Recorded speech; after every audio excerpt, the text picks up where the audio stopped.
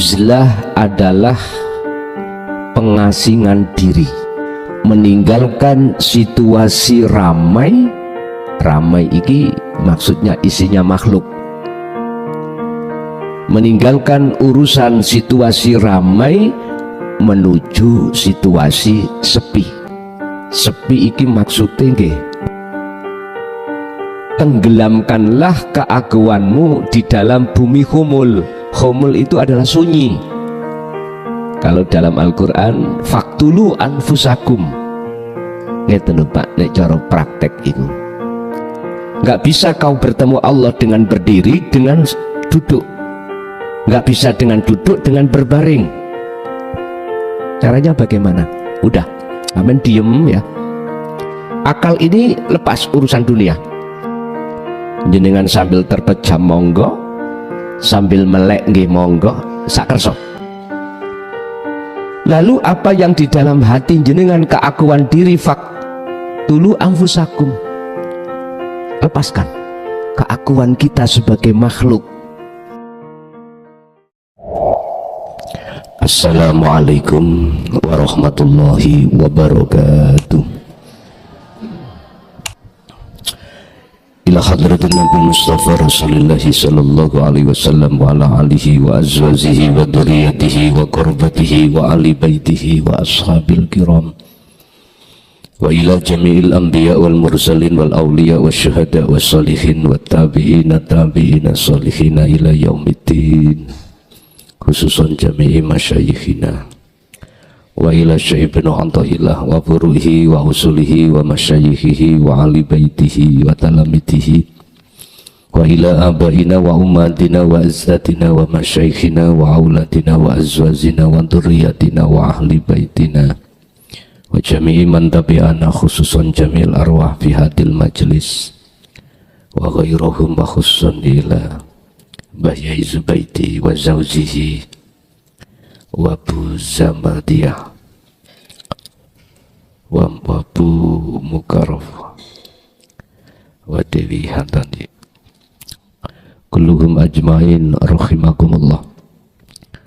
Lahumul Fatihah. A'udzubillahi minasyaitonir.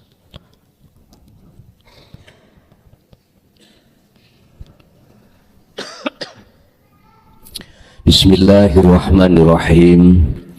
Alhamdulillahi rabbil alamin wa bihi nasta'inu ala umurid dunya waddin. Asyhadu an la ilaha illallah wa asyhadu anna Muhammadan abduhu wa rasuluh. Allahumma shalli wa sallim wa barik alaihi wa ala alihi wa ashabihi ajmain, amma ba'd. Hadratul muhtaramin dumateng para alim ulama, dumateng para sesepuh, bini sepuh, tokoh masyarakat, tokoh agama sewilayah Kabupaten Kediri, Kecamatan Badas, Desa Nglamong, jamaah ingkang rawuh baik di majelis maupun di luar, kulluhum ajmain rahimakumullah. Alhamdulillah, Gusti Allah masih andum anugerahipun ing dalu kala menika dengan bentuk kita dikumpulkan dalam satu majelis dalam rangka ta'lim muta'alim, yang untuk malam hari ini kita akan membahas fungsi daripada uzlah, yang itu tertuang dalam kitab Hikam Maqalah 12, di mana beliau Syekh Ibnu Athaillah mendidik dan memberikan satu keterangan tentang masalah wajibnya uzlah bagi hambanya yang dalam hatinya ingin mengharapkan pertemuan terhadap Allah. Maka uzlah niku sebagai persyaratan mutlak yang harus kita lakukan untuk mencapai makom-makom makrifat terhadap Allah. Sebab siapapun kita tatkala belum melakukan uzlah, sifat karakter kita sebagai manusia mesti masih teringgapi sifat-sifat yang dicela oleh Allah, yang bersumber dari mata udunya yang dia tiupkan, yang nafsu tiupkan terhadap hati kita masing-masing. Oleh sebab itu, hukum daripada uzlah baik terhadap para nabi, para rasul, kekasih Allah, atau orang-orang yang hatinya mengharapkan bertemu Allah, wajib itu dilakukan. Terus bagaimana caranya kita melakukan uzlah itu? Sebelum uzlah itu dilakukan, kita harus mengerti kedudukan baik secara lughat maupun secara istilah apa yang disebut sebagai uzlah. Bapak Ibu hadirin jamaah rahimakumullah, menawi membawa kitab hikamnya dibuka di makalah 12 gitu. Uzlah adalah pengasingan diri. Kalau kita masuk di dalam Al-Quran, itu tertuang di dalam surah Al-Baqarah ayat 256, surat Al-Insan ayat 2526. Banyak Al-Quran yang memberikan bagaimana cara kita untuk melakukan uzlah. Secara lughat kita mengasingkan diri. Secara istilah uzlah adalah meninggalkan situasi ramai. Ramai iki maksudnya isinya makhluk. Ramai itu isinya makhluk. Meninggalkan urusan situasi ramai menuju situasi sepi. Sepi iki maksudnya nggih niki sepi. Makanya di dalam makalah lain, idfin wujudaka fil ardil khumul, tenggelamkanlah keaguanmu di dalam bumi khumul. Khumul itu adalah sunyi. Ini kalau dalam Al-Quran, faktulu anfusakum, matenono sira kabeh anfusakum ing awak dhewe sira kabeh. Tapi mateni niki senes bunuh diri loh Pak ya, senes. Dalam kisah Nabiullah Musa dengan para kaumnya, di mana kaumnya itu pada menyembah atau menjadikan selain Allah sebagai Tuhan, bittikhadikumul ijla, menjadikan sapi atau anak sapi menjadi Tuhan pada saat itu. Apa yang dimaksud al-ijla itu memang sapi atau anak sapi lahiri itu? Bukan Pak, bukan. Itu kinayah. Dalam Al-Quran itu kinayah secara hakikatnya, tapi secara syariatnya memang ya. Ternyata al-ijla itu adalah sesuatu selain Allah yang sudah masuk di dalam hati kita. Makanya ini kan Dzulhijjah, harus kita korbankan, sapi itu dibeleh. Cuman sayang sedikit umat Islam itu nggak mau menyembelih sapi yang ada di dalam hati. Yang disembelih itu sapi-sapi yang kelihatan mata dohiriyah iki.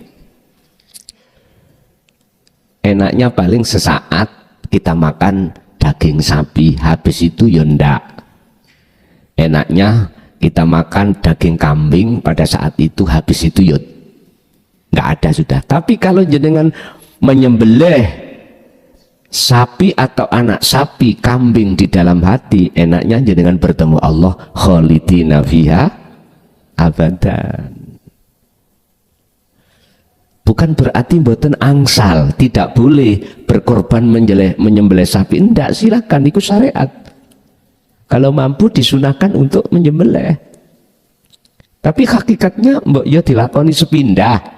Artinya sapi yang ada di dalam hati kita mestinya harus kita sembelih dengan cara uzlah. Makanya Kanjeng Nabi Musa memberikan solusi terhadap umatnya yang dalam hatinya ada sapinya. Faktulu anfusakum, bunuhlah keakuanmu. Jenengan nek kerso, jenengan mayoritas lah sampun beat, sampun ada tindakan kholwat lah ngeten lho Pak, nek cara praktek iku. Alladzina yadhkurunallaha qiyaman wa qu'udan wa 'ala junubihim. Enggak bisa kau bertemu Allah dengan berdiri, dengan duduk. Enggak bisa dengan duduk, dengan berbaring. Caranya bagaimana? Udah, amen diem ya. Akal ini lepas urusan dunia.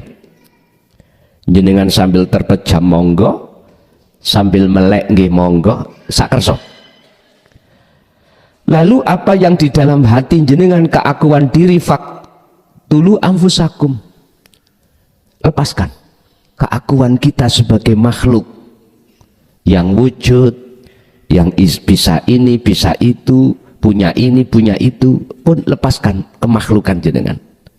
Nanti pasti akan hati jenengan terasa maknyes, pun ikuti, jangan takut. Walaupun jenengan ikut dimasukkan Allah di dalam alam yang gelap, enggak apa-apa, ikuti aja. Jangan pernah takut apakah nanti aku bisa kembali ke alam kasunyatan ini. Jangan dipikir, udah ikuti, sebab yang memperjalankan jenengan ikut cuman Allah. La haula wala quwwata illa bil. Coba ada waktu yang senggang buat jenengan, udah lakukan. Entah itu 10 menit, entah itu 1 menit, entah itu 1 jam, terserah. Bapak Ibu kembali kepada uzlah. Yakfur bitaghut. Hati jenengan kedah meninggalkan, harus meninggalkan kondisi yang rami. Ini diterjemahkan meninggalkan keramaian ini dalam Al-Quran itu disebut at-tauhid. Yakfur, tinggalkan, bitauhudi, perkara-perkara selain Allah. Ini ada yang menerjemahkan Bapak Ibu,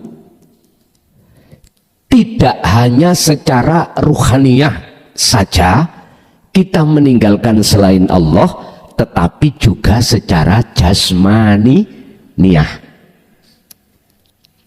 Biasanya jenengan kali kula niki duweni grup ning WA, jenengan keluar wis HP diteleh. Biasanya jenengan niki sering-sering jagongan kalih tetangga, kalih kumpulan-kumpulan, udah sampean secara fisik tinggalkan semuanya. Biasanya jenengan kerja, mboten kerja. Biasanya jenengan iki saged bicara-bicara rembukan dengan anak, istri, teman, sudah tidak. Ada yang memaknai yakfur bitaghut itu seperti itu Pak. Ada yang tujuannya wa yu'min billah, menuju papan sing sunyi. Artinya sunyi, wa yu'min billah, jenengan menuju keimanan yang benar-benar terhadap ahad. Urusan secara jasmaniyah ada yang mengartikan harus juga meninggalkan, monggo. Dasarnya juga ada Al-Insan 26, monggo. Urusan jenengan iki hanya meninggalkan secara ruhaniyah saja, jasmaniyah tetap jenengan iki ning papan rame, tapi ruhaniyah jenengan ing papan sepi, itu pun tidak salah. Al-Insan 25, monggo. Cuman pertanyaannya, Kanjeng Nabi bagaimana? Dua-duanya dilakukan.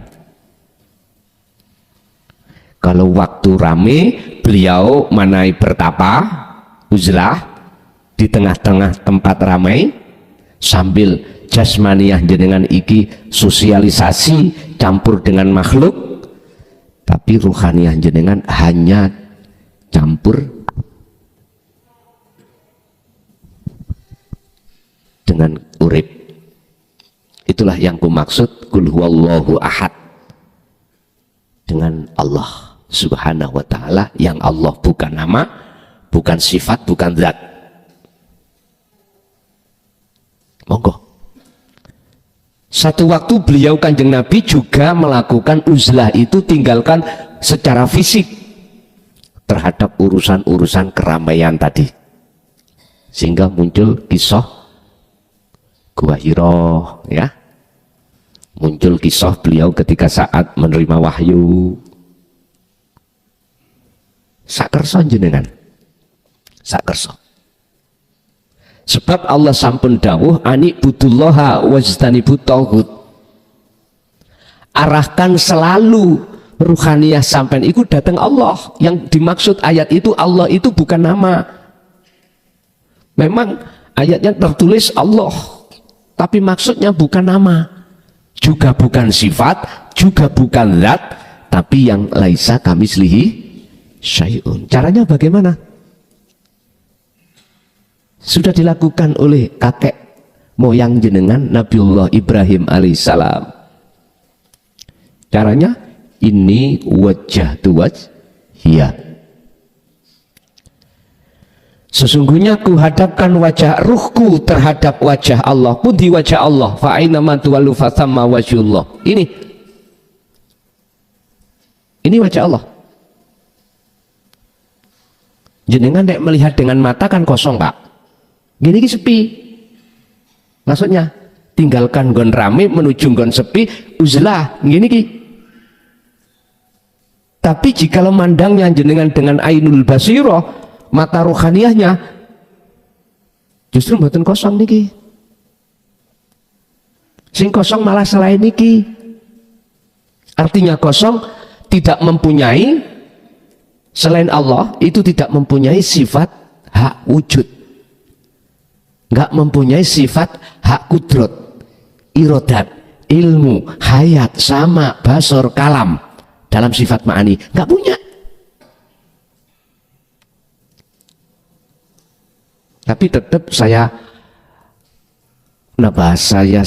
kasih beberapa motivasi. Nek wis ati ono kene, yang kumaksud ahad iki, jenengan siapapun tidak akan pernah mau keluar. Kadung wis ketemu ambek cinta sejati, sudah kadung ketemu nikmat yang sesungguhnya. Akhirnya jenengan iki, hati jenengan iku sudah hambar ketika mendengar, melihat dengan kenikmatan yang bersifatkan duniawi, hambar. Akhirnya jenengan suka-suka sendirian secara jasmani. Wis gak patek gelem awor-awor orang-orang, lebih-lebih orang-orang yang tidak menjadikan hatimu ketarik ke Allah. Boten purun. Makanya Rasulullah yang paling mengkhawatirkan terhadap umat adalah tentang iman. Yang dikhawatirkan besok akhir zaman umatku itu tentang iman. Apa? Iman pada selain Allah. Iman terhadap selain ahad. Itu maksud Allah. Sebab umatku kalau sudah beriman pada selain Tuhan yang sebenarnya itu, dia pasti seperti buih di lautan. Untuk nih loh Pak ya, ditendang ombak ke barat, ikut ke barat. Ditendang badai ke timur, ikut ke timur. Jumlah Umat Islam itu bludak saking banyak tetapi imannya itu seperti buih di lautan. Karena apa? Karena semuanya mayoritas menjadi budaknya hawa nafsu. Akhirnya dalam hati kita akan selalu muncul keakuan diri sebagai makhluk yang bisa ini, bisa itu, punya ini, punya itu, dan seterusnya. Akibatnya apa yang muncul dalam hati kita? Karakter hasud, karakter riya, ya, karakter takabur, dan lain sebagainya. Itu pasti, Pak. Oleh sebab itu, maka Syekh Ibnu Athaillah menyarankan, wahai umat manusia, tatkala dirimu sudah tahu bagaimana hatimu mengharapkan untuk bertemu Allah, maka lekas lakukanlah uzlah. Uzlah. Baik uzlah di tengah umum maupun uzlah di tempat khusus, artinya umum dengan secara jasmani itu masih repot urusan dunia, khusus maksudnya jasad itu sudah istirahat, sudah tidak campur dengan makhluk jasmania ini. Lakukan semuanya itu. Pun. Siapakah musuh yang paling berbahaya bagi jenengan kali kula yang Allah tekankan supaya kita melakukan uzlah? Adalah mereka-mereka yang berkarakter hati condong terhadap selain Allah. Ibaratnya Nabi Ibrahim, ini wajahtu tidak terhadap wajhiyah, tapi menghadap sifatnya. Apa sifatnya wajhiyah?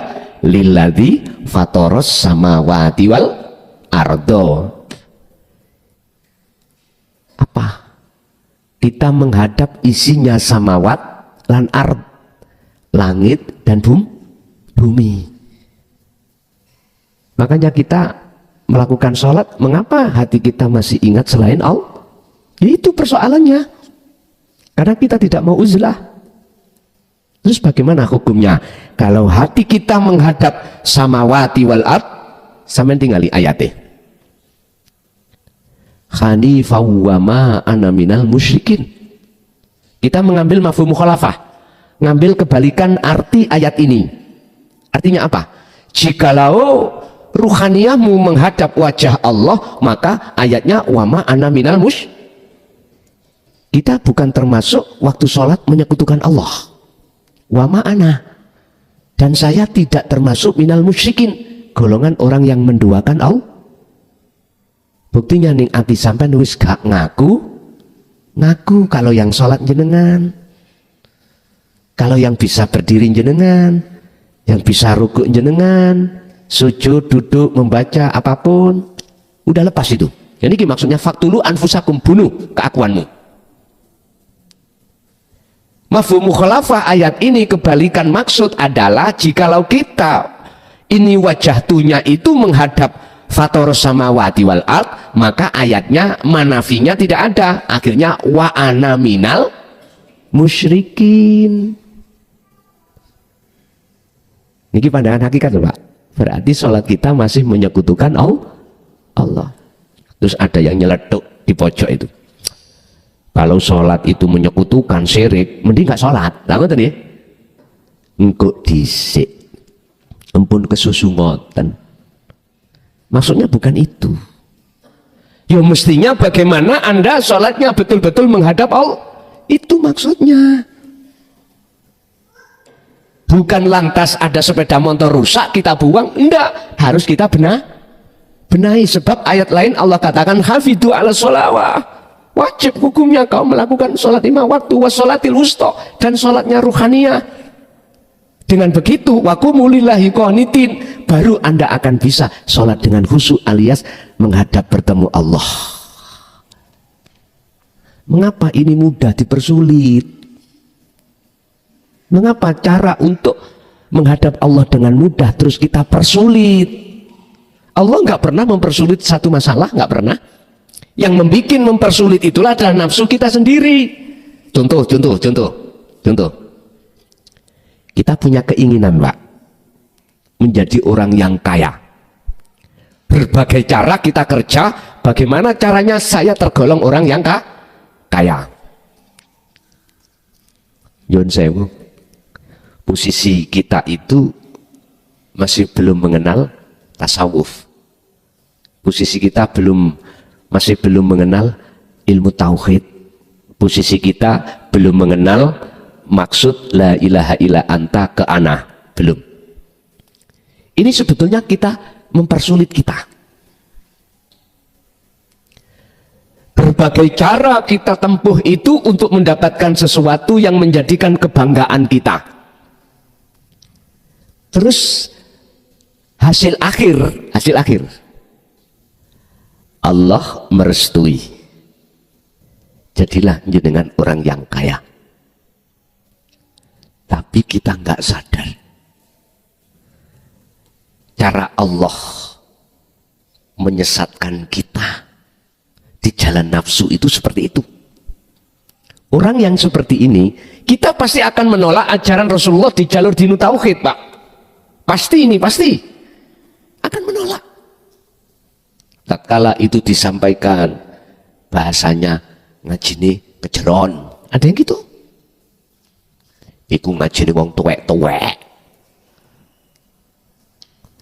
Bahkan ada yang mengatakan dzalika dzalalatun, itu sesat. Intinya dia nggak mau menerima alias menolak. A'adzartahum amlan tundiruhum la yu'minun, nggak percaya. Itu yang sukses, Pak ya. Jangan dikira jenengan ini dapat hidayah. Inilah yang kumaksud istidrat, pembahasan di dalam makalah lain. Allah melulu terhadap kita dengan kesuksesan duniawiyah. Gini saya dulu. Kita mendapatkan kebanggaan kaya ini dengan jalan benar loh. Mitut hukum syariat. Betul. Baik dohir maupun batin. Dohir baik murtabek kita, caranya sesuai dengan syariat.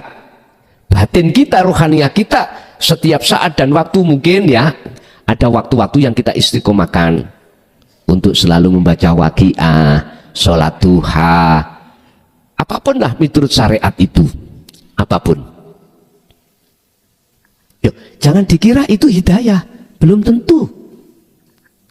Bisa jadi istidrat, sehingga yahjubuhum bi amwalihim, dengan kekayaan inilah akan menghalangi ruhaniyah kita manakala ruhaniyah kita ingin bertemu Allah, sehingga dalam ruhaniyah nggak ada keinginan untuk bertemu Allah. Tanya kepada orang yang kaya, tanya, sampean takon inginkah bertemu Allah? Tidak. Inginnya hati bertemu dengan kemewahan dunia. Ayo sampean takon, estu nggak ada. Kecuali mereka yang sudah yastami'unal qaula, sudah mendengarkan dan menerima ajaran di jalur dinu tauhid ini, wa yattabi'una ahsanahu, dan mereka mengikuti petunjuk-petunjuk di dalam ilmu itu untuk melakukan uzlah. Ini enggak kami bahas. Ini terkecualikan. Yang saya bahas adalah golongan kita yang belum mengenal hal itu. Enggak ada hati ingin ketemu Allah, Pak. Inginnya apa dalam hati kita? Alhaakumut takatsur. Megah dunianya, nanti akan berpikir megah pangkatnya, mencari jabatan, pengaruh-pengaruh. Begitulah manusia. Makanya mengapa Allah berkali-kali mengatakan fabi ayyi ala'i rabbikuma tukadziban, nikmat apalagi yang kau dustakan. Setiap saat dan waktu aku selalu, kata Allah, melayanimu. Kau bernafas, andai tidak aku yang melayani, kau tidak bisa nafas sendiri. Andai kata tidak kugerakkan, kau tidak akan bisa bergerak sendiri. Wahai manusia, makhluk, sifatmu itu tidak punya daya upaya untuk melakukan apapun, kekuatan apapun. Akan tetapi semua itu terjadi semata-mata ilabil, ini nggak sadar. Memang dibikin lali oleh nafsu kita masing-masing, Pak. Makanya jenengan Merangi nafsu kudu tahu kenal di mana sih nafsu itu. Ternyata nafsu itu adalah keakuan kita sebagai makhluk yang masih merasa ada, yang masih bisa ini, bisa itu, punya ini, punya itu, yaitulah nafsu yang harus jenengan perangi. Sebab inna nafsa la amaratum bisu, selalu mengejak cenderung hati kita melalaikan Allah. Jadi nggak ada yang mau bertemu Allah, Pak. Terus bagaimana seseorang yang mendustakan dengan pertemuan terhadap Allah alias tidak mau, disebabkan hati kita ingin bertemu selalu dengan kenikmatan dunia yang nafsu menganggap dan meniupkan itu supaya kita menganggap kekal dan abadi. Qad khasiral ladzina kadzdzabu biliqa illah. Ya udah. Saya bicara seperti ini kalau tidak ada Allah di dalam diri saya, cocok teki gak iso ngomong. Mboten saged. Tinggal jenengan mandangnya dari mana. Nek sampai mandangnya ke makhluk saya, pujaan saya jenengan ke saya. Loh, inilah yang ditakutkan Rasulullah. Nggak ada ceritanya makhluk satu bisa menolong makhluk lain. Ayo, sampeyan delok rokok ambek korean. Kalau tidak ada sesuatu pihak yang ketiga, bisakah korean ngorek dhewe nang rokok? Mboten saged. Ibu dikasih Pak blonjong. Imane teng pundi sampean? Sing aweh iku tadi. Pak kebanyakan ngoten nggih. Baik secara akliyah maupun secara kolbiyah, jenengan imane itu Pak yang kasih belan. Coba ayo diangen-angen. Tanpa Allah dalam Pak saged tah Pak iku aweh belanja? Mengapa hati kita selalu beriman pada Pak makhluk? Inilah Bapak Ibu yang Rasulullah takutkan terhadap umatnya. Oleh sebab itu Rasulullah diperintahkan Allah dengan tegas, walladzi arsala rasulahu bil huda wa dinil haq, ai dinu tauhid, harus disampaikan. Dalam surat Al-Anbiya 25, Muhammad, aku tidak pernah mengutus utusan sebelum kamu Rasul iku, termasuk dirimu loh nantinya, kecuali wajib untuk menerangkan, menjelaskan tentang masalah la ilaha illa ana, ingsun itu yang bagaimana, ahad itu yang bagaimana, kul huwallahu ahad. Ini Rasulullah.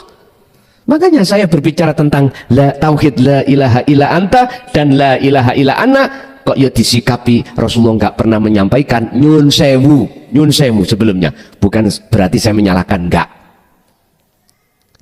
Cuman saja saya tidak bisa berpikir kalau Rasulullah tidak menyampaikan, kok ya harus muncul surat Al-Anbiya 25:87. Kalau tidak menyampaikan nggak mungkin ayat ini akan muncul, Pak. Logikanya seperti itu. Nyun sewu, mengapa ada makalah yang mengatakan seperti itu? Jawabannya cuma satu, supaya umat ini digiring ke opini tidak mau bertemu Allah. Pun titik, mboten mawon. Cek bertemu makhluke, cek nyembah nang makhluke, cek memuja nang makhluke dan lain sebagainya. Terus bagaimana caranya ibu kumang imane hati itu hanya pada Allah, akal secara syariat tetap mengatakan yang membelanjani iku pae, tapi imane itu Allah di dalam pae. Bagaimana caranya? Uzlahlah, lakukan uzlah, baru bisa hatinya itu mengatakan beriman adalah Allah. Tapi nek wis seperti itu, sing njero ojo dikonang jaba. Madep nangone Pak ya Allah, njok belanjane. Ini mungkin salah paham. Salah paham. Ditakoki kali bebek. Dek, sapa sing belanjane amu? Allah. Sing ngejakmu amu wingi nanggone mall sapa? Allah. Niki bahaya. Bener, tapi bahaya kanggo orang yang belum seiman. Akhirnya diproses. Berarti wujud Pak iku Allah ya. Ngono, rawame wis iki. Gak mari-mari pun. Wis. Sing jero bapak ning jero, sing jaba ae kita ngomong secara njaba. Ngoten. Kita untuk mengkondisikan hati kita tetap sowan ing ngersane Allah, walaupun secara jasmaniah kita mengatakan Pak atau Ibu atau makhluk, maka lakukanlah sesering mungkin jenengan iki untuk beruzlah. Allah siapa mereka? Para rasul, para rasul utawa pengikut-pengikut penerus Kanjeng Nabi. Ajarannya siapa? Alladzina yadhkurunallaha qiyaman wa qu'udan wa ala junubihim. Gak bisa beruzlah dengan berdiri, ya dengan duduk kok dengkeen, ya dengan berbaring. Dipermudah Allah. Udah kembali kepada yang sukses tadi. Jadi yang sukses bagi orang-orang ahli hijab niku bukan hidayah tapi istidraj.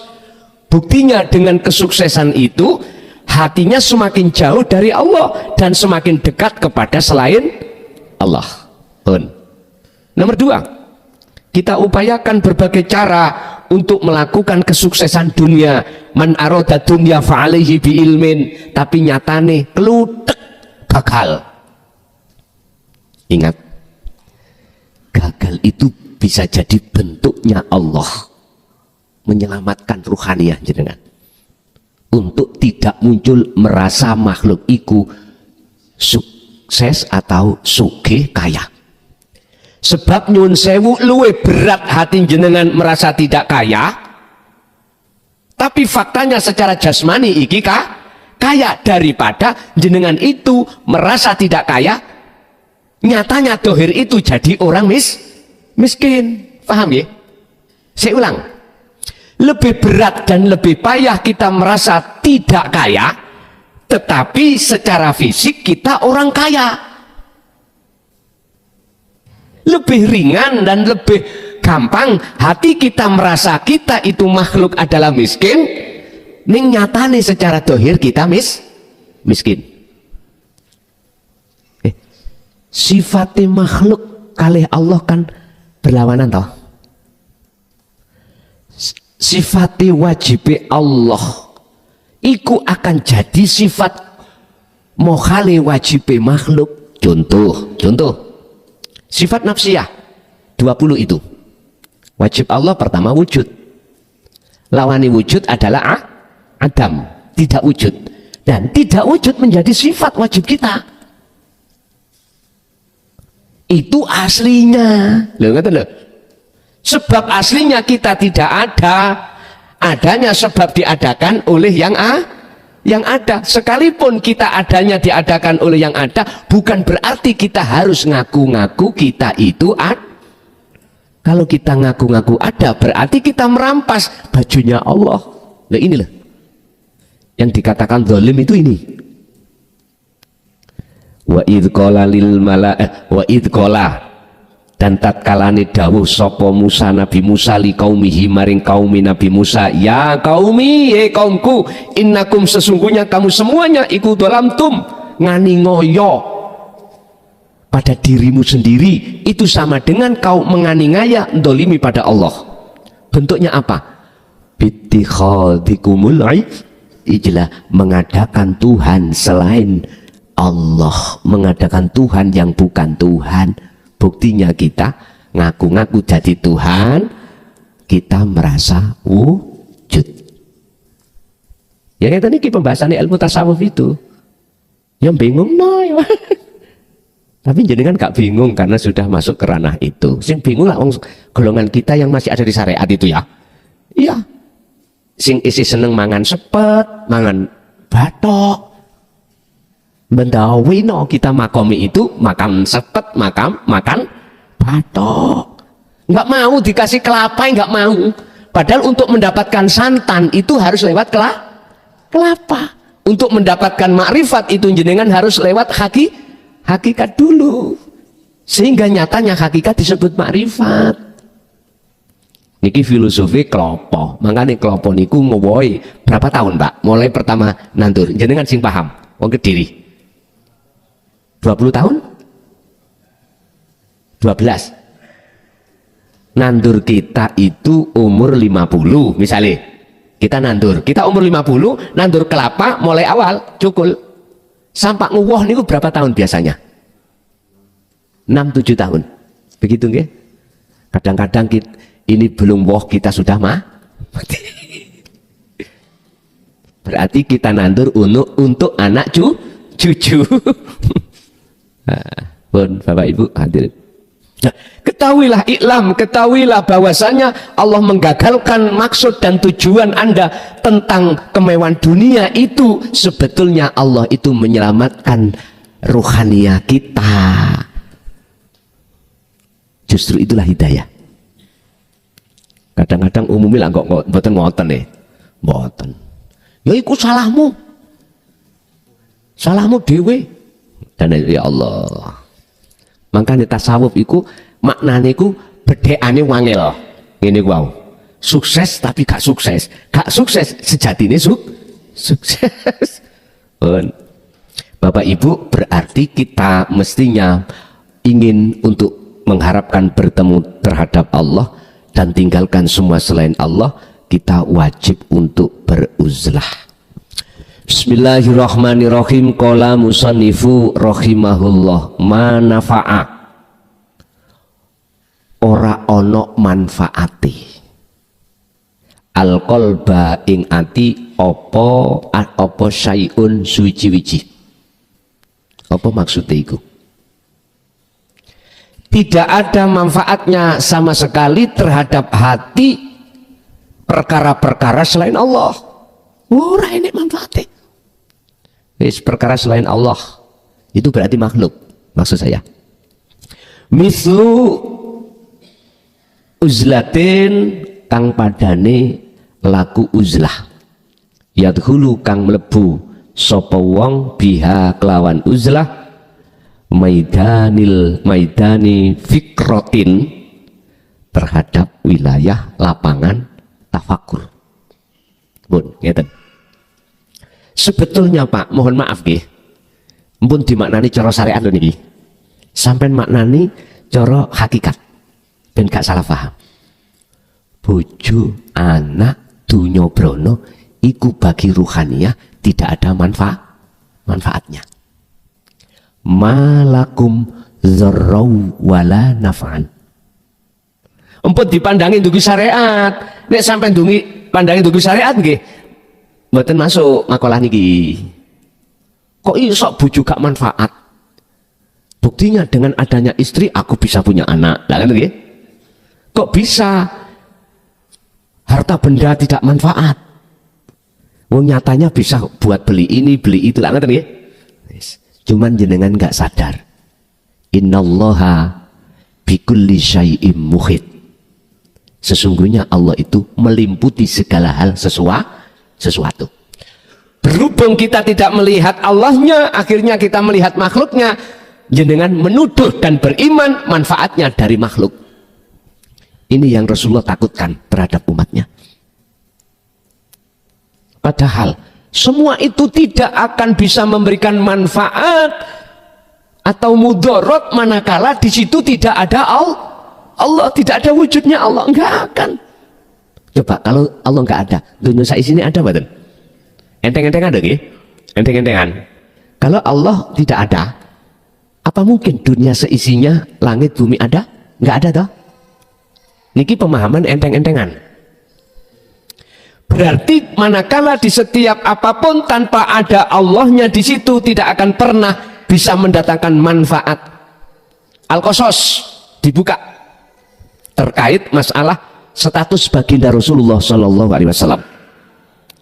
Al-Qasas 5 pirah 56. Innaka, iki yang bicara Allah. Innaka sak temeni siro Muhammad, ka kembalinya kepada Muhammad, mukhatabnya. Tapi aslinya terhadap seluruh makhluk.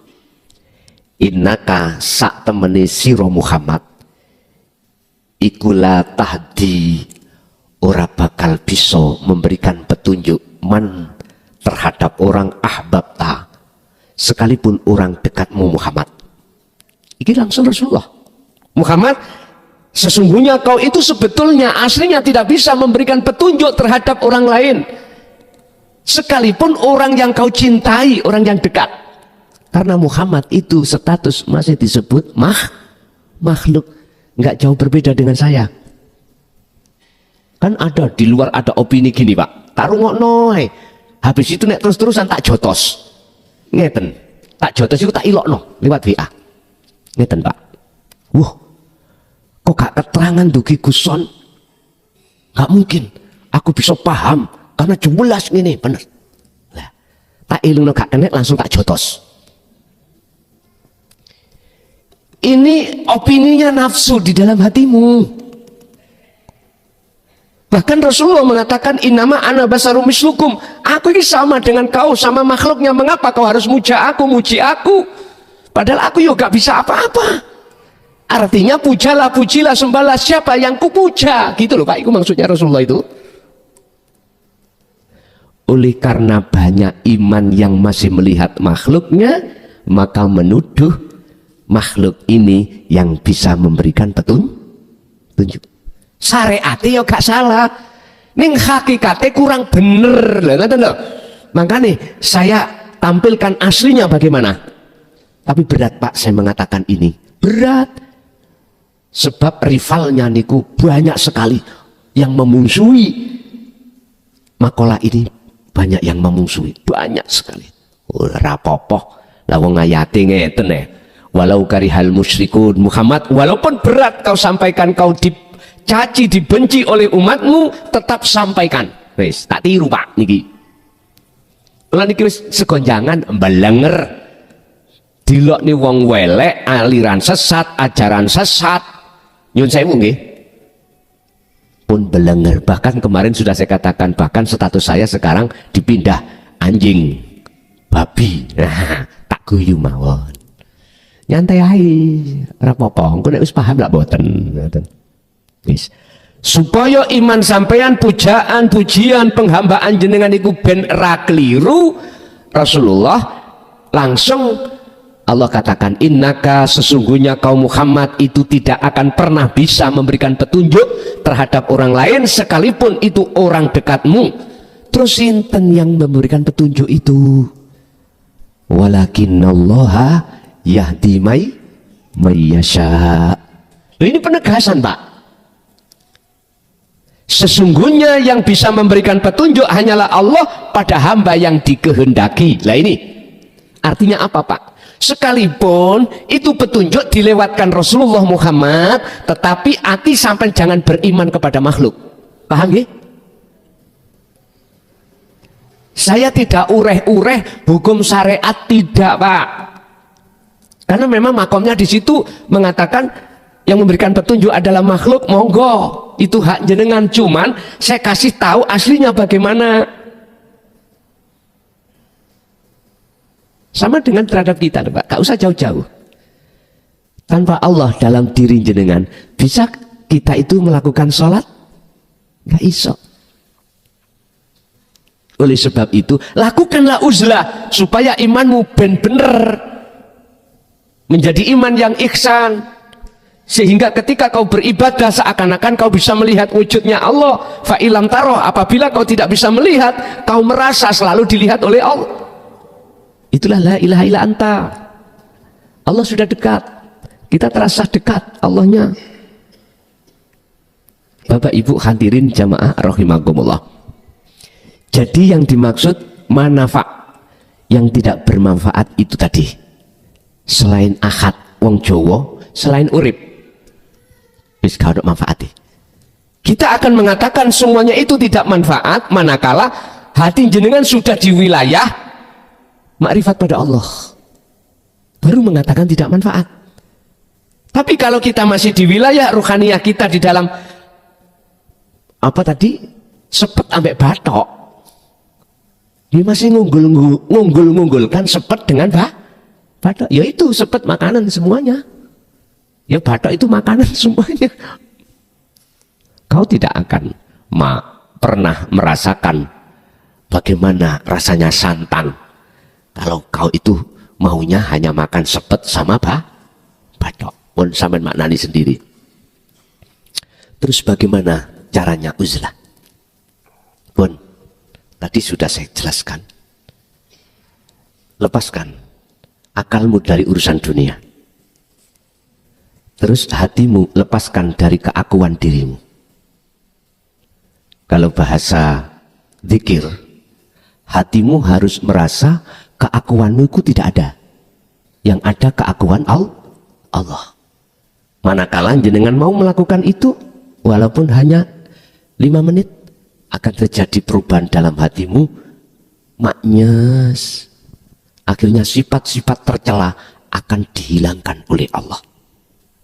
Tapi mohon maaf, jenengan pasti akan menerima resiko. Walaupun sekecil apapun ada resikonya. Dan justru resiko itulah sebagai proses kesempurnaan kemakrifatan jenengan. Apa resikonya? Yun sewu. Hatimu akan jenuh melihat kehidupan dunia. Seakan-akan kau tidak akan pernah mau lagi, baik secara jasmani, lebih-lebih rohani, bersama mereka. Gak mau. Karena ada beban yang amat besar dalam hati Anda, yaitu kerinduan bertemu Allah. Bukan apa-apa. Bukan masalah. Dan ini wajib menurut saya dilakukan. Yang kedua, Anda nanti akan diperjalankan Allah di dunia alam lain. Ruhaniyah maksudnya. Anda akan dilalaikan terhadap perkara-perkara selain Allah. Apakah istri, apakah suami, apakah anak, apakah yang lain. Udah, abaikan aja.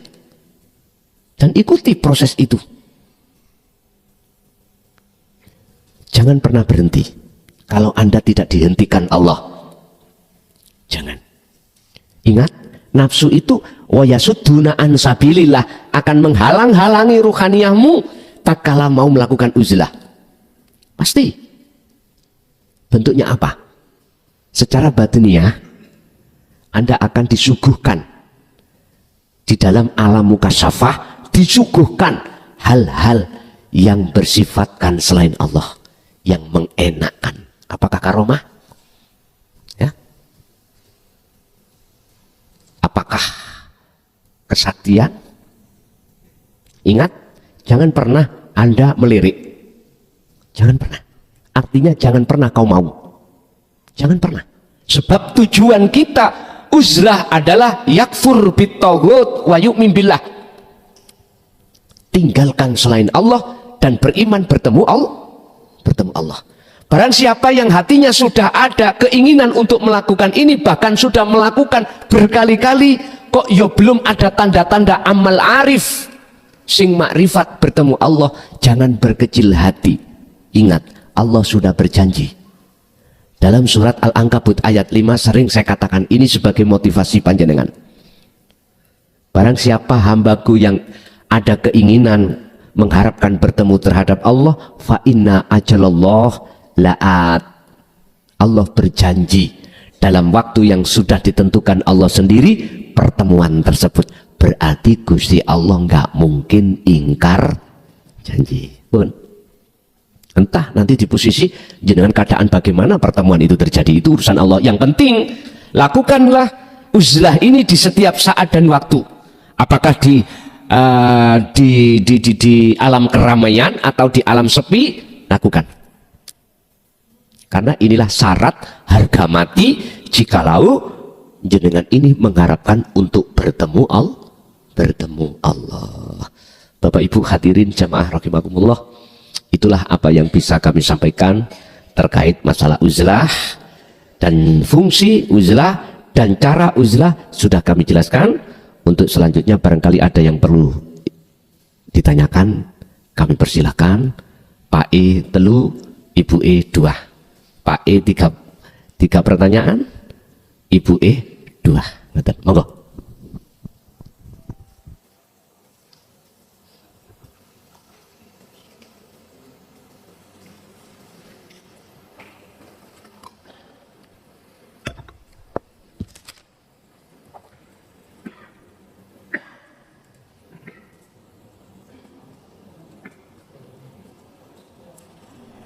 Assalamualaikum warahmatullahi wabarakatuh.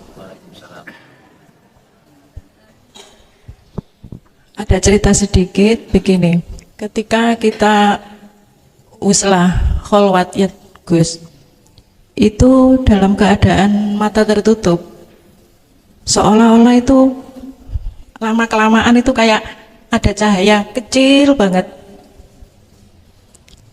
Terus yang saya tanyakan itu, cahaya itu naik turun sesuai dengan nafas.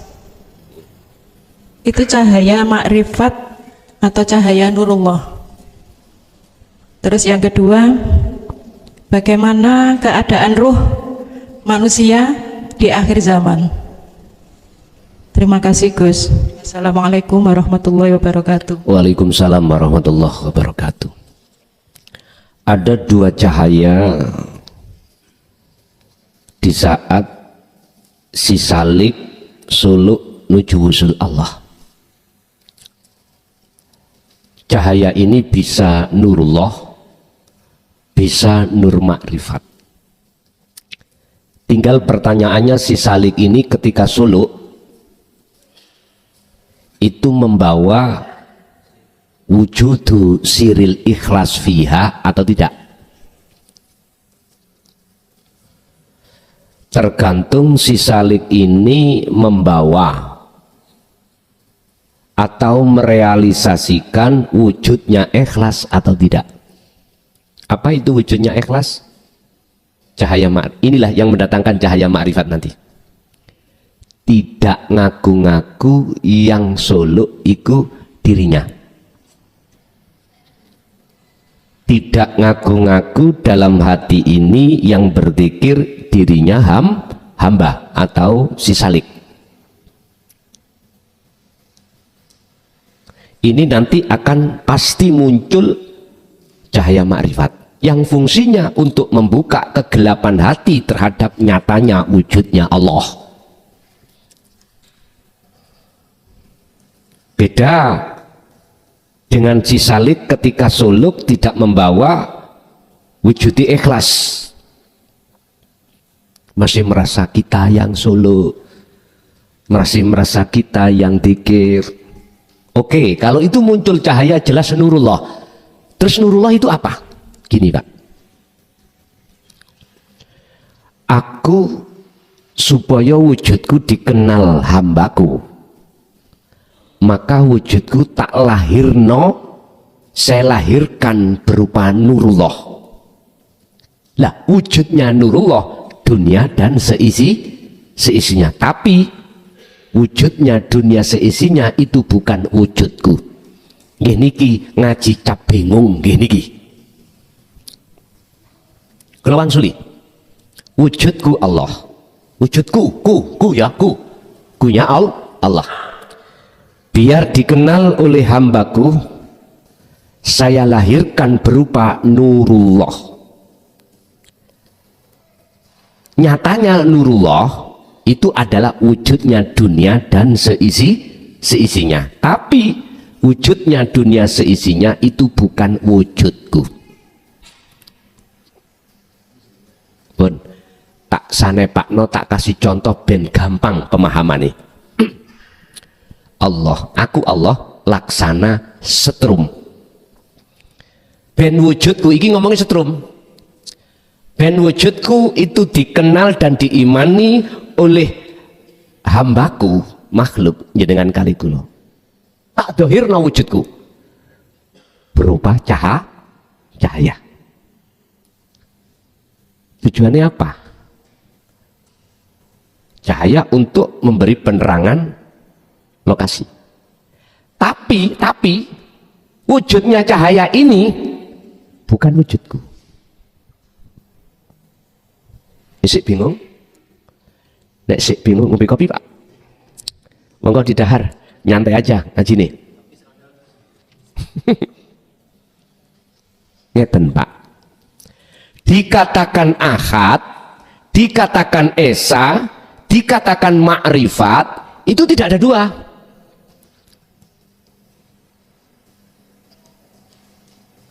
Terus dikatakan apa?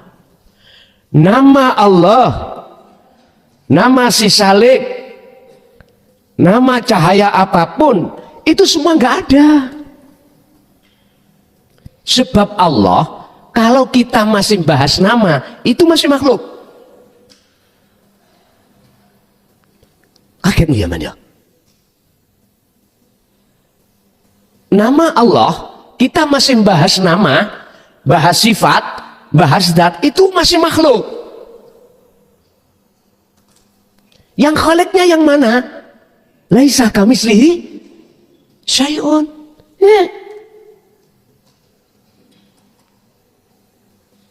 Kok ngaji nang sampai temen dasku pecah. Wis, dicoplok kupluke. Ki kena angin cek esis ya. Ngeten Bu. Pun Pak, ngeten lho. Iku kewenangane Allah. Al-Ahad, Al-Haq. Cukup kita itu bagaimana caranya di dalam hati jenengan iki tidak terbiasa muncul aku diri hamba engkang lapola pun itu aja. Nanti urusan sampai hati sampai gendeng dan nang Allah, gendeng nang Allah dan lain sebagainya. Wis urusannya Allah wis. Makanya mengapa Allah katakan wa anibu ila rabbikum wa aslimu lahu. Urusan kembali kepada Allah itu ada kaitannya dengan wa aslimu lahu, pasrah. Ya udah di situ udah. Jadi Bu, kalau kita tidak membawa ikhlas itu berarti nurullah. Tapi ingat, di dalam nurullah itu ada siapa? Pada Allah yang bukan nama toh? Ada. Dalil endi? Innallaha bikulli syai'im muhit, al-muhit, melimputi. Jadi jangan melihat yang dilimputi tapi lihatlah yang melimput. Jangan beriman terhadap yang dilimputi tapi berimanlah yang melimputi. Nyun sewu. Di dalam thariqah manapun, nyun sewu. Sebelum ini setahu saya thariqah A sampai Z yang dikatakan muktabaroh. Menurut pengetahuan saya, nggak mungkin jenengan akan digelar diterangkan tentang penjabaran zikir sirul asrar. Nggak mungkin. Nggak mungkin jenengan akan dididik pengetahuan tentang isi la ilaha illa anta subhanaka inni kuntu minadz dzalimin, apalagi la ilaha illa ana. Nggak mungkin.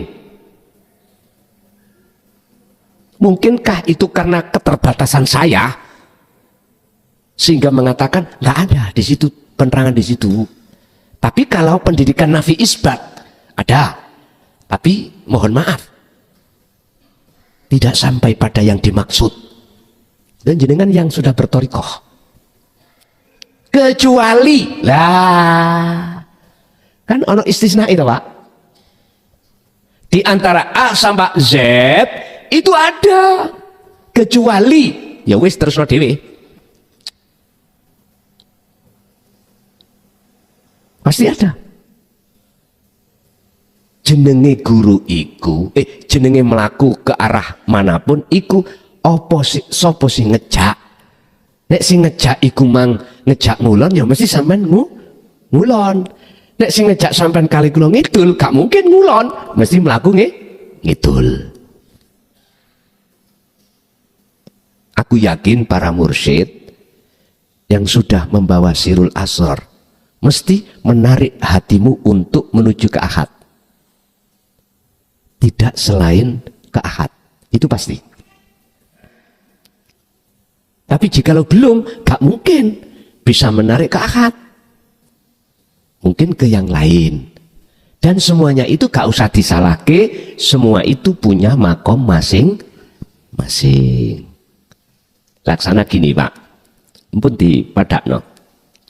Jenengan kagungan putra, isi umur 2 tahun. Dilungguhno pinggir kolam banyu, sawenang itu tutu. Utawa disumetne lilin, tulinan lilin ono genine, sawenang.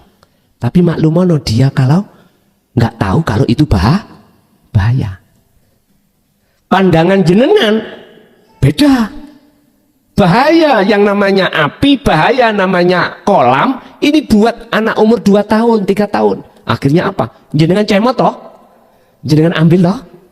Anak kita jauhkan dari lilin, kita jauhkan dari kol, mesti nangis. Nangis. Kita sebagai orang tua, wis gak mikir bah kuwi nangis, yang penting selamat. Tapi pandangannya anak beda dengan pandangan jenengan. Dua pandangan yang tidak sama karena keterbatasan, mohon maaf, pengetahuan. Sama. Ya wis maklumono, nek anak iku dicemot nangis krono seneng dulinan di kolam. Wong tua nek ngejarno jelas podo ambek nyelumprungno anak tenggelam mati. Bapak Ibu, piye carane nurullah menjadi nur makrifat? Hanya satu. Al-a'malu suwarun qaimatun wa arwahuha wujudu siril ikhlas fiha. Suluk sampean, dzikir sampean, kasih roh. Kasih roh. Kowe ana roh. Apa roh amal? Suluk tadi dzikir yaiku wujudu siril ikhlas. Rahasiane ikhlas yang disebut cahaya makrifat. Mana? Al-ikhlasu tarkul ikhlas bil ikhlas. Jenengan iki harus meniadakan rasa keaguan kita sebagai makhluk yang melakukan. Faktulu anfusakum. Kalau ini sudah jenengan lakoni, mongko dengan sendirinya isbat akan memunculkan keaguane urip yaiku Allah. Bon, iki carane. Yang kedua, terkait masalah keimanan umat di zaman akhir.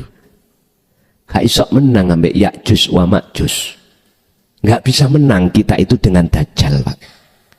Gak bisa menang kita itu dengan nafsu. Kecuali Imam Mahdi, Nabi Isa ada di dalam hati jenengan.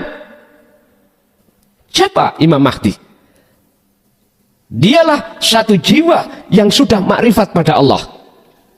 Itulah satu ruh yang sudah masuk di ranah musyahadah.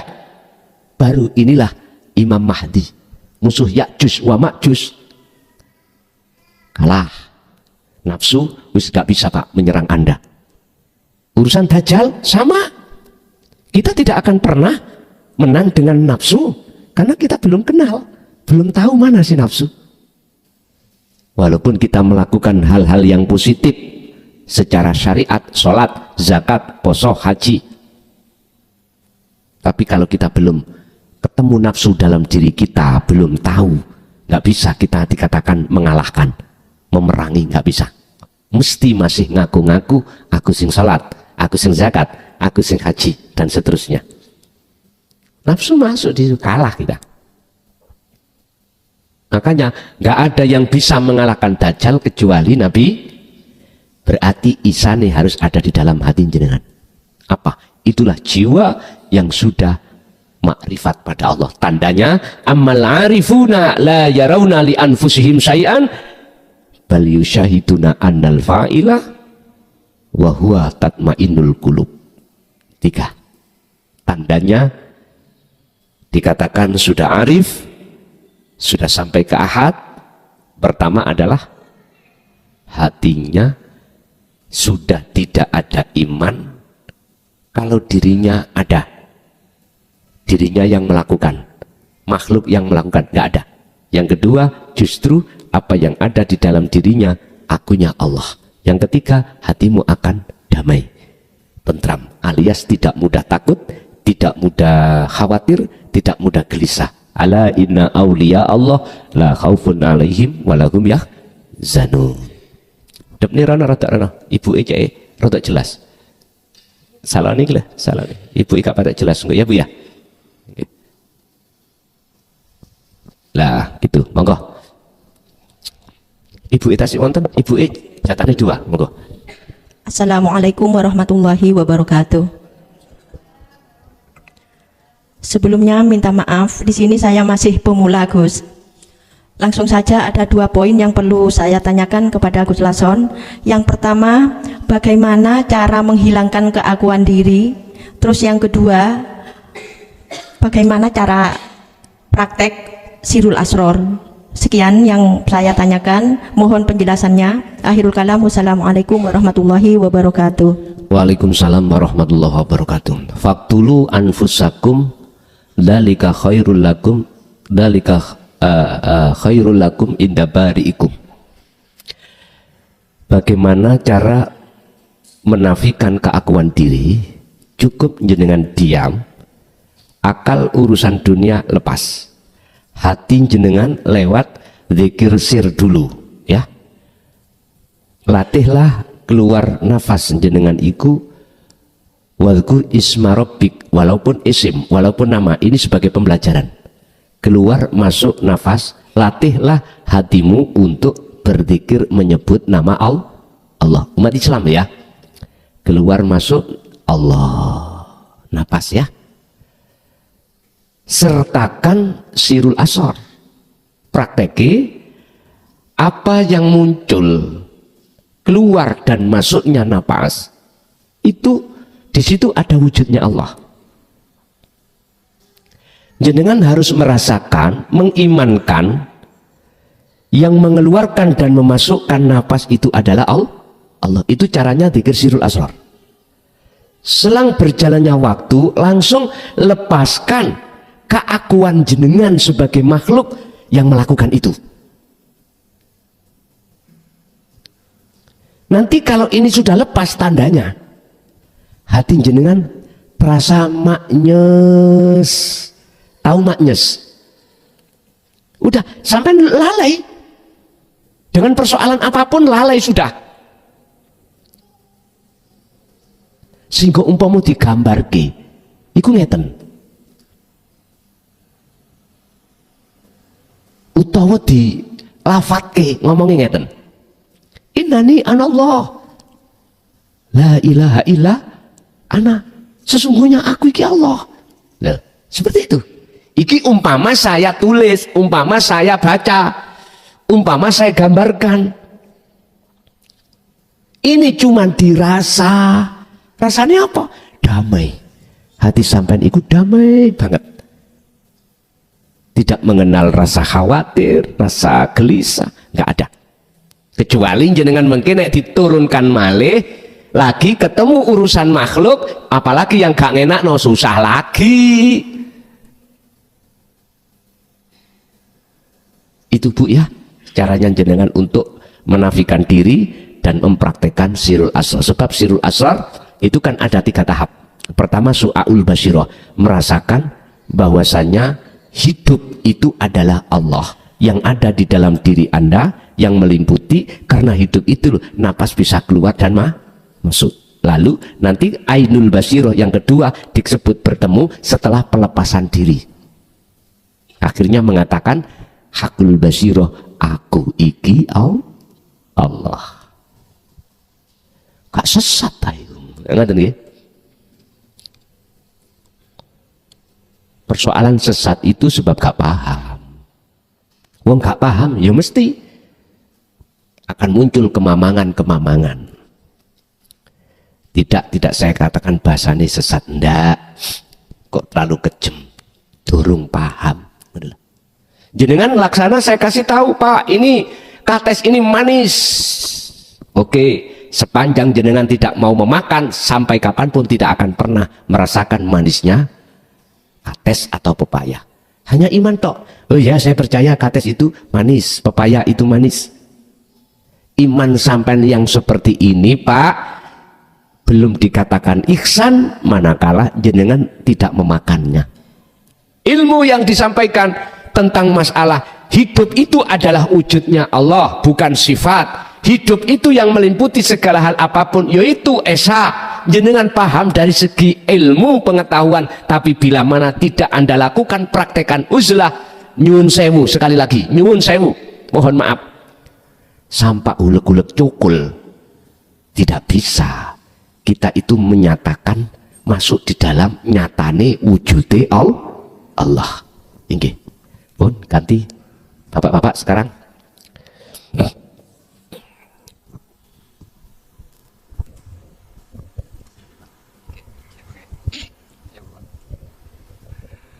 Assalamualaikum warahmatullahi wabarakatuh.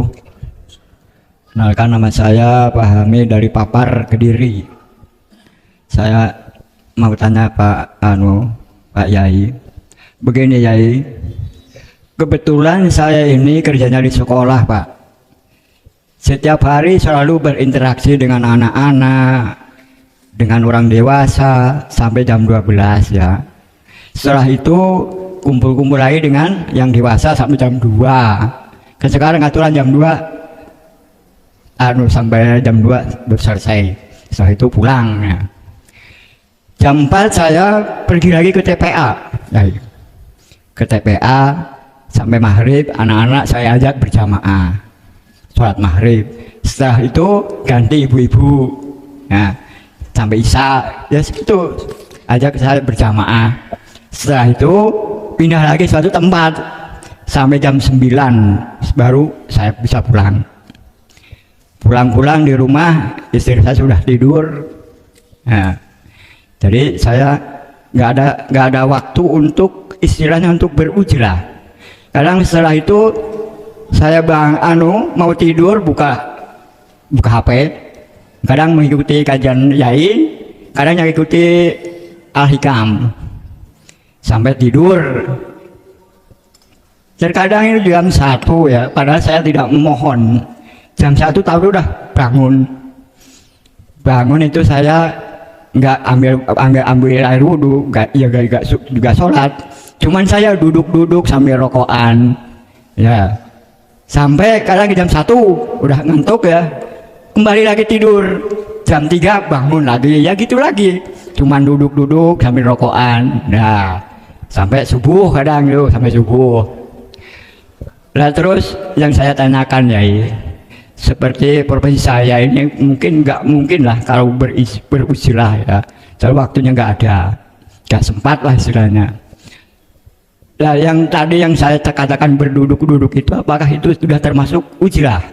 Yang kedua ya, ada salah satu teman bertanya, Pak Hamid, kenapa tanya? Aku dapat teko apa tentang sholat nih? Ada sholat sunu kae nyembah Gusti Allah ora? Sampai aku roh sampai ini semelo torekot. Sing sak temene sholat ki piye? Kulo bingung jawab piye, tak jawab. Saranku gak mudong. Lah kula jamin ngene lho jenenge salat iku eling nang Gusti Allah. Kula jawab ngoten, ajeng kula jerone kok empane kok sombong ngono lho. Pun sang mboten mawon saking kula wallahi baik ila amadorik. Wassalamualaikum warahmatullahi wabarakatuh. Waalaikumsalam warahmatullahi wabarakatuh. Sibuknya jasmani dengan aktivitas itu bukan alasan untuk tidak beruzlah. Saya ulang, sibuknya jasmani dengan segala aktivitas apapun itu bukan alasan kita untuk beruzlah. Bentar, kita artikan uzlah itu apa? Yakfur bitauhuti wa yu'min billah. Hati tinggalkan selain Allah untuk bertemu Allah. Apakah di dalam aktivitas itu nggak ada Allah? Sampai jawab ning ati sampai dewi-dewi. Apakah ketika jenengan di sekolahan itu menghadapi murid, menghadapi orang dewasa, di situ tidak terlimputi Allah? Ketika jenengan kali kula di tengah-tengah ngajak berjamaah, apakah di situ tidak ada Allah? Ampun dijawab ning lesan, saya menjawab ning nanti. Inilah mengapa ada istilah topo nggon rame. Sekalipun jasmaniah kita berurai dengan aktivitas, tapi bukan berarti hati itu meninggalkan terhadap hidup di situ.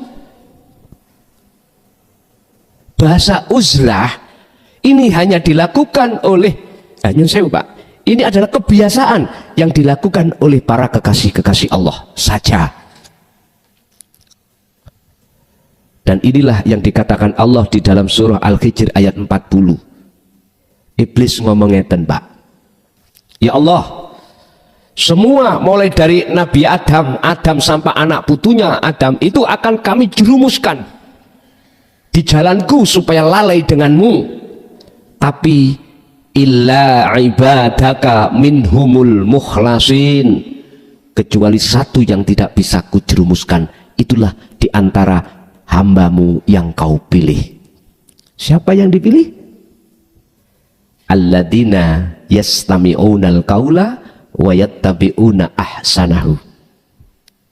Merekalah yang mengikuti ajaran Rasulullah di jalur dinul haq, lalu dia mengamalkan, mengikuti. Berarti uzlah. Bagaimana mungkin kita tidak bisa beruzlah? Bagaimana mungkin kita akan meninggalkan uzlah? Wong di depan kita anak, orang anak kecil, orang dewasa, aktivitas apapun, di situ ada Allah. Terus bagaimana? Inilah Pak, pentingnya fungsinya sirul asror yang harus sampai bawa. Fa'aina ma kunta ittaqullah fa'aina ma kunta, kata Rasul, dimanapun kau berada kau harus bertakwa. Nah inilah maksudnya. Makanya sirul asror dzikir itu menurut saya wajib jenengan pegang terus dimanapun dan apapun kondisi yang Allah hadapkan, karena dengan itu hati jenengan akan dikatakan uzlah. Tapi tetap biqadril imkan, sak mampu panjenengan. Nek pertanyaan jenengan opo iso apa saya ada kesempatan uzlah, lawang saya aktivitasnya sampai malam. Di tengah kita menghadapi aktivitas, di situ ada Allah. Sing penting jenengan ikut dalam hati sak mampune untuk meyakini, merasakan apapun yang muncul dan timbul baik dalam diri kita ataupun makhluk lainnya, hati sampean harus merasakan wujudnya Allah itu yang hanya berperan. Pun titik. Nikilah uzlah. Sambil rokokan jenengan saged. Beluk iki, Pak. Kan bisa terbang ya. Coba sampean anteng no hati sampean berbuat tafakur, manakala di sini tidak terlimputi Allah, bisakah?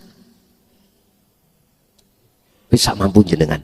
Ora iso, tidak bisa, tidak ada kesempatan jenengan uzlah secara khusus, secara umum, tapi jangan sampai belas. Menjada wajada. Siapa yang tekun akan cepat sampai. Pun satu. Nomor dua terkait masalah sholat. Ini jawabannya ada di surah Al-Baqarah 238, Pak. Ada dua. Kalau pandangan syariat diawali takbir dipungkasi sal, ini ada kaitannya dengan jasmani. Makanya hafidu ala sholawah, jamak dari as-sholah. Tapi setelah ayat itu wassolatil wusta, sholat tengah, artinya ruhaniyah. Jenengan mau jawab mboten salah, sebab Allah juga katakan wa aqimi sholah lidzikri, tegakkan sholat semata-mata untuk mengingatku, bukan mengingat Allah nama, bukan mengingat sifat, bukan mengingat zat, tapi ingatlah aku. Janganlah kau sembah namaku, sifatku, zatku, tapi sembahlah aku. Ya ini, wa aqimi sholah lidzikri, tegakkan sholat itu semata-mata untuk mengingatku. Nah yang dikata mengingatku, eling iku sadar, Pak. Yang melakukan semuanya itu adalah urip itu, bukan kita. Jadi ada satu kesadaran hati kita bahwasanya semua apa yang terjadi, semua apa yang muncul dan timbul pada diri kita itu semata-mata yang berperan adalah Allah. Tapi laisa kamitslihi syai'un, itu Allah maksudnya. Maka itulah inilah yang dikatakan Nabi Ibrahim, inni wajjahtu wajhiya. Nggih, leres Bu. Cuman banyak orang yang kita melakukan sholat secara 5 waktu, tapi rohania kita tidak sholat. Gambarane isine dunya.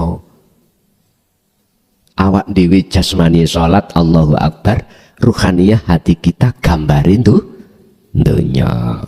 Oleh sebab itu, biar tidak seperti itu, maka wassolatil wusto, jalankan sholat daim, jalankan sholatnya ruh. Mana sholatnya ruh? Menghadap ke ahad. Berarti uzlah. Dengan uzlah itu nanti akan meniadakan selain daripada Allah, baik yang wujud, baik yang apapun. Nek wis ana kuno, ati sampean itu tadi saya katakan, sampean akan dilalaikan Allah dalam urusan segala hal apapun selain Allah. Itu pasti, Pak. Nggih. Ada lagi, Bapak? Assalamualaikum warahmatullahi wabarakatuh. Nun saya Gus kula namung badhe tangkep satu pertanyaan kang ganjel wonten ati kula. Niki babagan salat nggih. Secara hakikatipun dos pundi Gus salat Jumat niku? Kok namung kaum pria mawon boten kaum hawa? Pun ngoten mawon pertanyaan saking kula. Assalamualaikum warahmatullahi wabarakatuh. Waalaikumsalam warahmatullahi wabarakatuh.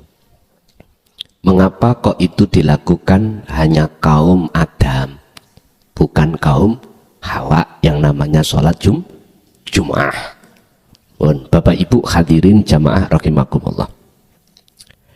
Ada beberapa keterangan yang menerangkan bahwasannya sholat Jumat itu sebagai ganti daripada sholat zuhur. Sholat zuhur 4 rakaat. Lah, sholat Jumat itu adalah 2 rakaat. Yang 2 rakaat menjadi 4 rakaat itu di dalam khutbah awal, khutbah sani. Minangka tambelane 4 rakaat. Pun ngeten, apa hakikatnya sholat Jumat? Kok itu hanya diwajibkan bagi kaum Adam, bukan kaum Hawa? Bapak Ibu hadirin, asal muasal ini proses dulu, ben gak bingung. Asal muasal timbulnya satu hukum fitnah. Mengapa di dalam Al-Quran terkait masalah hubus syahwah yang ditampilkan itu an-nisa bukan ar-rijal? Wa zuyyina linnasi hubus syahwah minan nisa. Ning Quran nggak ada minar rijal. Mboten enten. Karena alasannya wong wedok iku nggawa fitnah. Ngapunten nggih? Dan fitnah itu ada kaitannya dengan syahwat. Engkok sampean gak sidon Jumatane sidone nontok boko.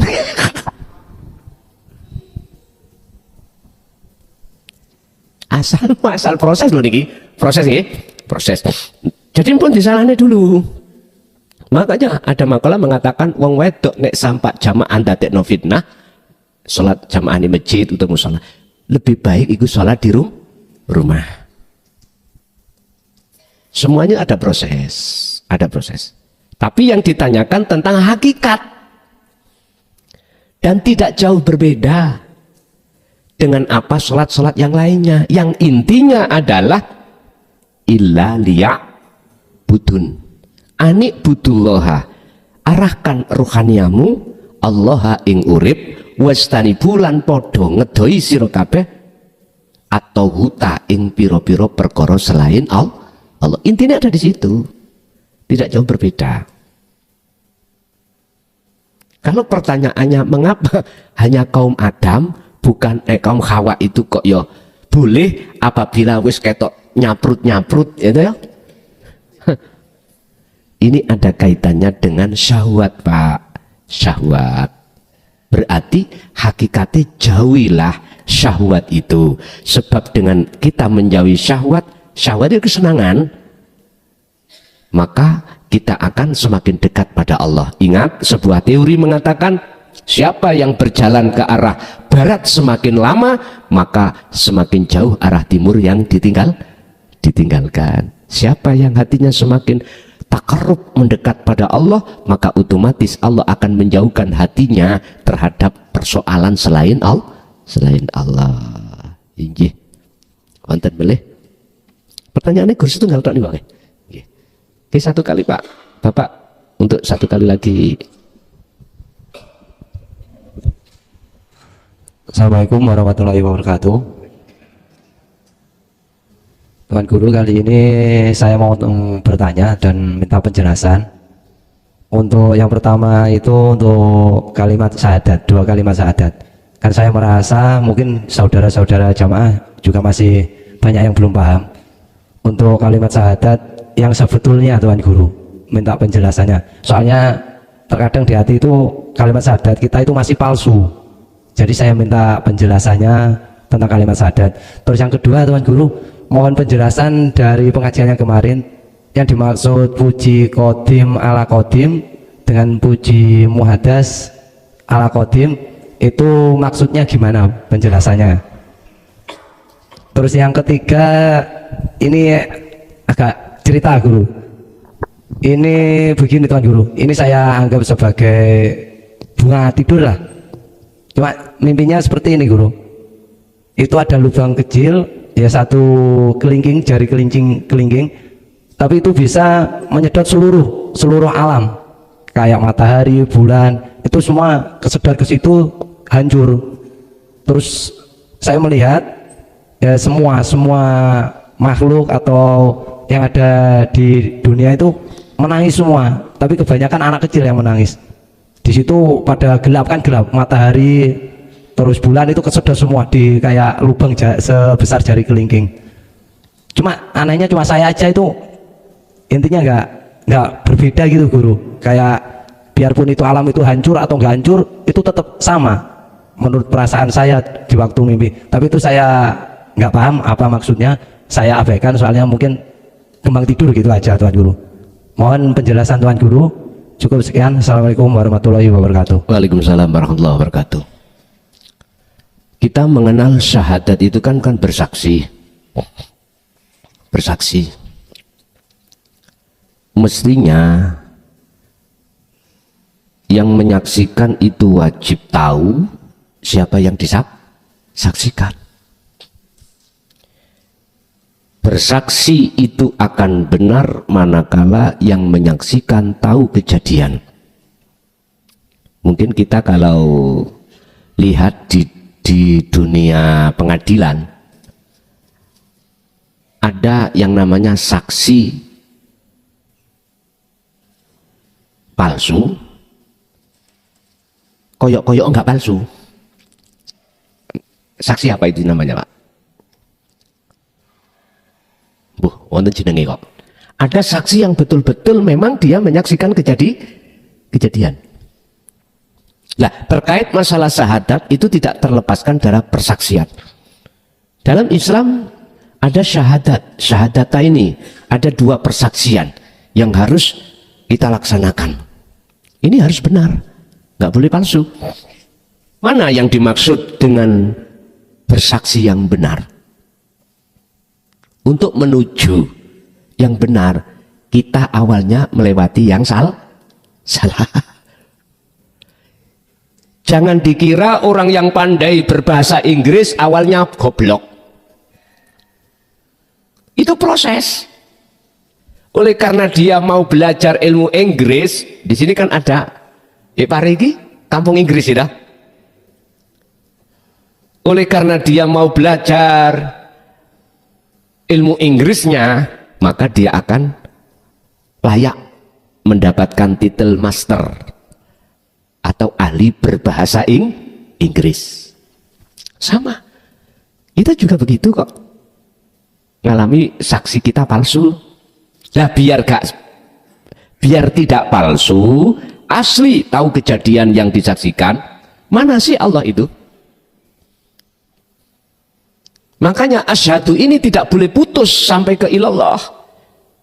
Bahasa syariat ketika kita mengatakan asyhadu alla ilaha mandek, tidak ada ilallah, hukumnya apa Pak?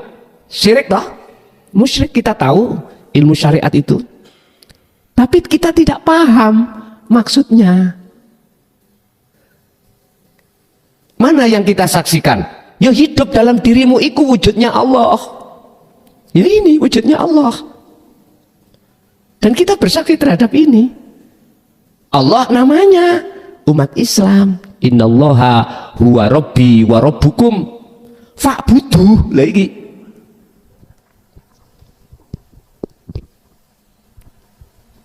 Bahasanya kan gini. Fa'buduh. HE tengah-tengah nggak ada apa-apanya. Madepo sira hu ing Allah. Mengapa dikatakan Allah? Masih ada lingkarannya. Masih ada lingkarannya. Kalau masih ada lingkarannya kita menyebut hu. Biar gak nyebut hu. Faktulu anfusakum. Hapus. Tiadakan selain ahad itu. Ini maksudnya asyhadu an la ilaha illallah. Pun satu. Wa asyhadu anna Muhammad sopo. Statusnya beliau adalah Rasulullah, utusan Allah. Secara syar'i sudah benar, Ibnu Abdillah. Bagaimana persaksianmu itu benar, nah kau tidak pernah bertemu, tidak pernah melihat. Secara syariat cukup sampai beriman, la nabiyya ba'da, tidak ada nabi setelahnya. Beliau adalah Rasulullah, utusan Allah untuk menyampaikan ajarannya minadz zulumati ilan nur, supaya kita tinggalkan perkara yang gelap menuju yang terang benar. Udah syariatnya wis bener.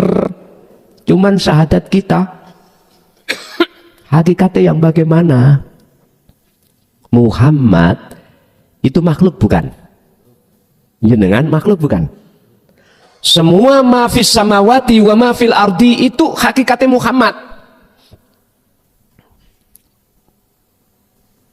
Statusnya Rasulullah, utusan Allah, sebab jenengan kalau tidak diutus Allah ke sini nggak bisa ke sini sendiri. Udah harga mati, la haula wala quwata illa bil. Allahu khalaqakum wa ma ta'malun. Jelas. Berarti makhluk iki statusnya Muhammad sebagai utusan Allah, artinya bisa nyapo-nyapo sebab dinyapo-nyapokan oleh Allah. Allah yang mana? Hidup dalam dirimu. Sekarang syahadat ini jadikan syahadat tunggal. Syuhudul wahdah fil kasroh. Monggo. Tapi nek wis tutuk gunung, wahdatul wujudnya itu, pesanku gak usah diomong ning tengah wong syariat. Mesti sampean kok disyirik-syirik noti kafir. Artinya antara Allah dengan Muhammad la farqa bainahuma. Mengapa dikatakan tidak ada bedanya? Karena nama Allah, nama Muhammad sudah tidak ada. Kembali lagi ke sini. Lingkaran inilah Muhammad. Di dalamnya adalah Allah. Sekarang dibuang semuanya Muhammadnya. Sama nyebutnya apa? Ayo ngomong. Nyebut apa, Mbak? Kalau sudah seperti itu. Itulah akad. Makanya kinayai di dalam Al-Quran kan ngeten tentang wujudnya Allah. Laisa kamislihi, sudah mandek wis ana kuno. Bon, satu. Nomor dua tentang puji. Ada kodim ala kodim, kudus ala kudus, kodim ala kudus, kudus ala kodim. 4 pujaan. Ini berlakunya antara syahadat 2 tadi. Syahadat 2. Tinggal pertanyaannya kita itu, bagaimana min qabli ayyatiyakumul adzab, sebelum datangnya hari yang Allah pastikan terjadi, yaitu kematian, jenengan itu posisi ruhaniyah sudah fitrah. Sebab datangnya itu fitrah, kembalinya harus fitrah. Jadi Qadim ala kudus iku maksudnya jero nyoba khalik makhluk, ya tah? Posisine iku secara syariat masih ngucap khalik, masih ngucap makhluk. Nah sekarang makhluk nang khalik, kudus ala qadim sama. Isik muter-muter ning gunung. Sekarang ditutup kudus ala kudus, berarti hubungannya hablum minan nas. Lah nek hubungane hablum minallah, berarti jenengan iki qadim ala qadim. Berarti pujine Allah terhadap dirinya sendiri. Kapan letaknya itu? Kalau lingkaran itu sudah semuanya dihapus. Udah. terkait masalah apa yang jenengan impikan dari jari kelingking. Semua itu sudah saya simpulkan, itu persoalan yang ada di alam mukasyafah yang mengandung pengertian bahwasanya inna fi dzalika laayatan liqaumi yatafakkarun. Kau akan menemukan arti itu manakala kau beruzlah. Sebab apapun yang terjadi, walaupun itu di dalam dunia kasunyatan muhadharah ini atau di alam mukasyafah kegaiban itu tadi, itu tidak terlepas dari wujudnya Allah. Berarti itu dihadapkan sebagai ujian pada kita yang mengandung satu pertanyaan, apakah rohaniah kita memandang makhluknya atau memandang Khalik? Sehingga itulah cara Allah menyapa panjenengan supaya jenengan iku ngrungokno yen iku suarane Allah, baik dari air, baik dari apapun. Dan itu hanya terjadi pada hati yang dipilih oleh Allah, yang disebut mukhlasin. Siapa itu? Orang yang selalu memegang teguh aturan-aturan uzlah. Udah, baru ketemu. Oke, Bapak Ibu hadirin jamaah rahimakumullah, itulah apa yang Allah berikan terhadap kita. Semoga menjadikan satu buah ilmu yang bermanfaat bagi kita dan keluarga kita ila yaumil qiyamah. Lahumul Fatihah.